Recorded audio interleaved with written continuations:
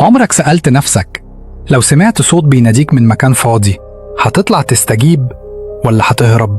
القصة دي حصلت مع واحد اسمه محمود، شغال حارس عقار في عمارة قديمة في شبرا. في ليلة من الليالي وهو قاعد على الكرسي عند المدخل، الساعة عدت 2:30 بعد نص الليل. الجو كان ساكت بشكل يخوف. فجأة سمع صوت بينادي اسمه: محمود تعال فوق. هو اتجمع، بص حواليه، الشارع فاضي والعمارة كلها نايمة. قال يمكن بيتهيألي، لكن الصوت اتكرر تاني: محمود أنا مستنيك على السطح. الإشعريرة مسكت جسمه كله. مين اللي بيناديه؟ والسطح أصلا مقفول بالسلاسل من سنين. رغم الخوف مسك كشافه وبدأ يطلع السلم. كل دور يطلع فيه كان يحس إن الجو أبرد أكتر والنور يضعف لحد ما وصل للباب المقفول بتاع السطح.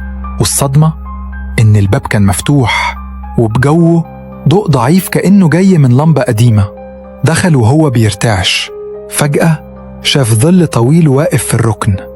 قال بصوت عالي: مين هناك؟ الظل اتحرك ناحية محمود، وكان صوته نفس الصوت اللي نده عليه: اتأخرت يا محمود، كنت مستنيك من زمان. محمود وقف من ايده والإضاءة انطفت. آخر حاجة سمعها قبل ما يغمى عليه كانت خطوات تقيلة جاية ناحيته. ولما فاق الصبح لقى نفسه نايم قدام باب السطح، والباب متقفل بالسلاسل زي ما كان، لكن على الأرض جنبه كان مكتوب بالطباشير الأبيض: المرة الجاية مش هتقوم. محمود بعد اللي حصل ما كانش طبيعي. طول اليوم سايب الشغل ووشه شاحب، والناس بتسأله: مالك يا محمود؟ كان يتهرب من الرد. لكن الليلة اللي بعدها الساعة قربت 2:30 تاني، وسمع الصوت بيرجع: محمود ليه نزلت؟ تعالى المرة دي ما تتأخرش. محمود قلبه وقف من الرعب. قال لنفسه: يمكن حلم، يمكن أوهام، بس ازاي الطباشير كان مكتوب؟ قرر يعمل حاجة مجنونة. طلع بسرعة على السطح ومعاه موبايله، ناوي يسجل أي حاجة تحصل. لما فتح الباب المرة دي النور كان أوضح، والركن اللي شاف فيه الظل كان فيه كرسي خشب قديم، وقاعد عليه راجل غريب. جسمه نحيف قوي ووشه متغطي زي قناع من ضباب. قالوا محمود بصوت مرتجف: انت مين؟ عايز مني ايه؟ الراجل بصله وصوته جه متداخل كأنه أكتر من شخص بيتكلم: احنا مش عايزينك، احنا عايزين اللي قبلك، لكن انت اللي طلعت يبقى هتكمل مكانه. محمود حس الأرض تحت رجليه تتهز. صور قديمة اتنثرت حوالينه، صور لناس ساكنين في العمارة دي من سنين، وكل صورة متعلم عليها بعلامة إكس. الغريب إنه آخر صورة كانت صورته هو.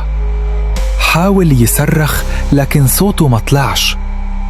الراجل قام من الكرسي وبسرعة غريبة وصل وراه، وحط إيده الباردة على كتفه وقال: بلاي ليست الليلة الجاية هتكون ليك آخر وردية. محمود فقد الوعي للمرة التانية، ولما صحي لقى نفسه مش في العمارة، لكن في مكان تاني أوسع وأظلم، والحوائط مليانة نفس الصور. سمع الأصوات كلها مع بعض بتقول: ولم بدأنا معاك، ولسه بدري على النهاية. محمود قام على رجليه بالعافية وهو مش فاهم إزاي وصل للمكان ده. المكان كان زي بدروم ضخم، حيطانه متشققة وسقف منخفض، لكن الغريب إنه مفيش باب ولا شباك، مجرد غرفة مقفولة مليانة صور متعلفة. قرب من الصور لقى إنه كل صورة بتخص حد ساكن في العمارة، كل واحد اتعلم عليه علامة إكس باللون الأحمر، إلا صورة واحدة لسه جديدة بيضة ومكتوب تحتها: اللي جاي.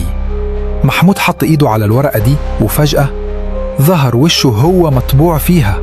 اتجمد وبدأ يسمع صوت خطوات بتتقرب، خطوات تقيلة كأنها بتيجي من تحت الأرض. الأرضية اتفتحت فجأة زي باب، وطلع منها كيان أسود طويل ملوش ملامح، بس عيونه حمرا منورة في الضلمة. الكيان بصله وقال: نمت مش أول واحد ومش هتكون أحد. العمارة دي ليها عهد قديم، وكل ساكن جديد لازم ياخد الدور. محمود حاول يجري، خبط في الصور وقعت كلها. لكن هنا كانت الكارثة، كل صورة وقعت طلعت وراها باب صغير. جوه الباب في عيون بتبص عليه، كأنه الناس اللي في الصور لسه موجودين. الأصوات ارتفعت: احنا لسه مستنيين دورك، ما تفتكرش انك حب، والليلة الجاية هتسمع الطرق من جديد. محمود بدأ يصرخ ويخبط في الحيطان عشان يلاقي مخرج، لكن الباب الوحيد اللي ظهر كان بيرجع تاني للسطح. ولما فتح الباب وطلع لقى نفسه في الصبح، الشمس طالعة وكل حاجة طبيعية، كأنه الليلة دي محصلتش. لكن أول ما دخل شقته لقى صورة جديدة محطوطة على ترابيزة الصالة، صورته هو وعليها علامة إكس. محمود وهو ماسك صورته اللي عليها علامة إكس حس إن رجليه مش قادرة تشيله. الصورة بدأت تسيل منها نقطة حبر أسود، والنقطة كبرت لحد ما بقت زي بقعة بتتمدد على الترابيزة. البقعة دي ما وقفتش، بالعكس فضلت تكبر لحد ما بقت زي حفرة سودة في نص الأوضة. محمود حاول يبعد، لكن إيده اتسحبت لجوه كأن في قوة بتشده. الصوت اللي كان بيسمعه طول الليل رجع من تاني، أوضح من أي مرة قبل كده. مفيش مفر، الدور جه عليك، والبوابة اتفتحت. محمود صرخ وحاول يقاوم، لكنه وقع جوه السواد. الظلمة غطت عليه تماما، ولما فتح عينه لقى نفسه واقف على السطح تاني. الدنيا ليل والعمارة ساكتة، كأن الزمن رجع لأول لحظة من الليلة المرعبة. بص حواليه، نفس الباب اللي ظهر قبل كده، نفس الصدى، نفس الهوى البارد. لكن المرة دي كان في حد واقف في الركن بنفس طوله وشكله بالظبط.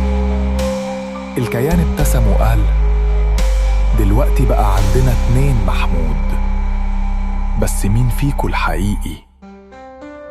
وهنا النور قطع فجأة، وكل حاجة رجعت للصمت. ويا جماعة، لو القصة دي شدتكم اعملوا متابعة وشير، ولو عندكم قصة مرعبة حصلت معاكم أو سمعتوا بيها ابعتوها لي، وما تنسوش تعملوا متابعة عشان اللي جاي أخطر وإرعب.